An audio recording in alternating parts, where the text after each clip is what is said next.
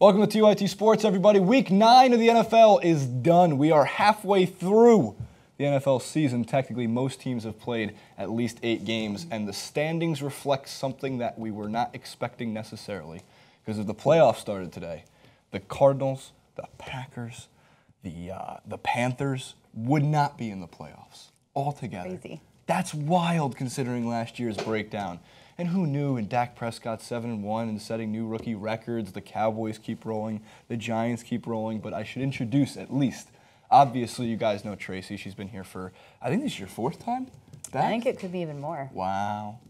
4-0 on TYT. 4-0. That's way better than my football 49ers fangirl. It's a little bit better than the 49ers. 49ers fangirl. Make sure to check out the Now Fangirl Network. And we have another friend with us, Taylor Felix, who is the Rams fangirl. Very happy to have the Rams back in LA. Yes. Stoked. Have you been to any of the games so far? I sure have. And the scene is thumbs up? Incredible. Awesome. Yeah, it's really awesome. I love it because it does bring like a new dynamic. I'm not from Los Angeles. I'm from New Jersey. I'm a Giants fan at heart. But you come out here and it's great because, you know, for one, traffic's not terrible, at least on Sundays yet. But the tailgates, I've been to the tailgates. I haven't been into the stadium just yet, but the tailgates have been a lot of fun. So I haven't been to the tailgates yet, so we need to do a trade. We absolutely. That's like, to me, one of my favorite parts of football is at least the 3 hours leading up to the game.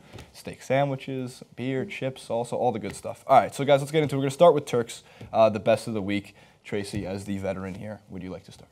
I would, and my Turk this week is Golden Tate, and not because he has such a great name, but because he had a very big day yesterday. You know, he left Seattle under somewhat odd circumstances, but I've always liked him as a receiver. And so yesterday in overtime, which the Lions defense really deserves a lot of credit for getting them to overtime, but Stafford threw to him a 14-yard catch, but he said, I don't want a first down, I want a touchdown, and you can't get me. So he sidestepped Xavier Rhodes, he avoided Chris Harrison, and then he flipped into the end zone. Not just ran, not walked, flipped. And the Lions win. They go into their bye, 5-4. That's what I'm most blown away by. The Lions secretly are 5-4 because we always want to count the Lions out before Thanksgiving, and then they play on Thanksgiving, and we go, oh, they have 2 wins. Look at this. Matt Stafford has been one of the most clutch quarterbacks this year, fantastic. All the way to about halfway through last season.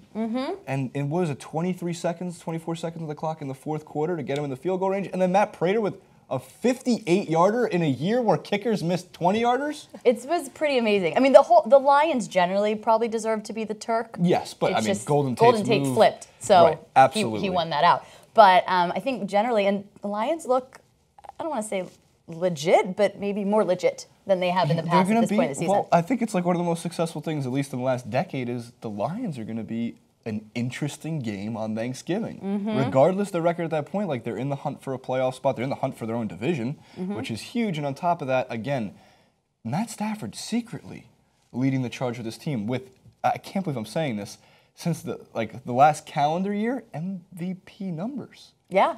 Like, it doesn't sound right, but this is also a year where Matt Ryan might win the MVP. It's a good year to be named Matt. It is a very good and be year a quarterback in the NFL. Yes, that is true. Absolutely great choice. What a game that was. Taylor, your best of the week. So my Turk is Dallas Cowboys rookie quarterback Dak Prescott. He went 21 of 27 for 247 yards and 3 touchdowns against the Browns. He's leading the Cowboys to a 7-1 record amongst veteran players. Really sad the Rams didn't get him. Well, what's funny, so that's actually funny you brought that up because still Jeff Fisher, and I'm curious your thoughts on this, does not want Goff to play. He said he's either not ready or he doesn't want him in there. They're going to stick with Case Keenum and whatever semblance of the offense they're in because their defense looks fine. Their defense is keeping them in games, which we knew all the way back when they were on St. Louis, in St. Louis, about 8 weeks ago when they were in St. Louis. But their defense looks fine. Do you think they should be starting Goff at this point? Yes. Well, we always say, how bad can you be, Jared Goff, that they're not starting you? True. It's really, I don't know, mind-boggling. So Jeff Fisher could be Turk of the Week if he starts Jared Goff next week. Regardless what happens, we just want to see it. Yes. Just give him a chance. That's Unless he's a disaster. What's the worst? Again, what's the worst that happens? He can't be worse than Case Keenum. He throws 4 picks. Like we already have that in store. So again, and what crushes me with the Rams too is like Todd Gurley's a fantastic running back, and they can't get him even like the tiniest bit of space to move. And we saw last year that something was working because he was getting explosive in the second half of the season. But this year, you need to change something up. So Jeff Fisher, who claimed all through Hard Knocks we're not going 7-9. might still go 7-9. They may not even go 7-9. They might go Right. more 6-10. They may not. He might be right about that. One of our, Taylor, you'd like J.R. Jackson, who is one of our producers for the main show, but was also a diehard Rams fan from St. Louis, and of course now living in L.A., he was ecstatic that they came here. Every week, they're 3-5. As of this night, he'd be going 11-5, 2016 Super Bowl champions every week. When they were 1-0, 16-0 Super Bowl champions all the way through. So A always Rams a fun fan time. can wish.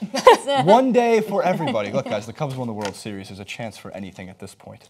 All right, so my Turk, I'll make it quick. Sean Payton has nothing to do with the Saints' win this weekend. Although Drew Brees... Thanks, Jason. Thanks for bringing that up. Yeah, sorry. I know. So it has nothing to do with that. What happened last week, which kind of got buried by a lot of sources for whatever reason, was that Sean Payton called out the NFL for making NFL refs full-time employees. Right now, unlike the NBA, Major League Baseball, a lot of organizations, and by the way, it's not like the NFL doesn't have the money to make these guys full-time refs. They have full-time jobs outside of their Sunday freelance, I'm going to go ref a game today. And he thinks that part of the problem for so many bad calls is the fact that they don't treat it like a full-time job. So they show up on Sunday with some preparation. Obviously, maybe in their free time they look at the tape, but you can't get continuously better at your job. It would be insane to me if you would think that the NFL, who reported, I think, $13 billion last year, you can make some time to get them some benefits. You should probably take them away from being the other jobs that they have, because I find it fascinating that they have to do this.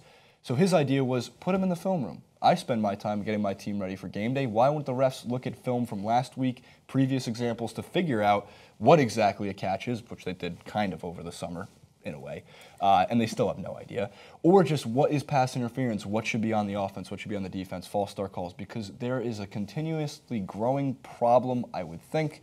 We all think we're refs when we're watching the game. We don't know what we can challenge. We don't know what rules are which in certain situations. So if you made them full-time refs, there'd still be bad calls. This wouldn't solve everything, but it would definitely help the problem. So I'm thinking Sean Payton deserves a little bit of credit for that one, although Sean Payton's seedy past, he doesn't get all the credit in the world because, Bounty Gate and all those things. But nobody is just one thing. Nobody is just one thing. This is true. So comment below what a week for the NFL it was. I'm a Giants fan, so of course Eli Manning, as Tracy mentioned to me, how could he not be your Turk? Because I know next week he's going to throw like 2 really bad wobbly picks. It's just going to happen. But we beat the Eagles at home an entire week where I said there is 0% chance the Giants beat the Eagles at home. We only did it before this game once in the last 10 years. Comment below, like, favorite, subscribe. All their information, Tracy and Taylor's information, for where you can find them on Twitter, Facebook pages, everything like that is in the description box below. Tons of links. Please give them follows, likes. They are on every form of social media. I watched them do it right before we shot the show.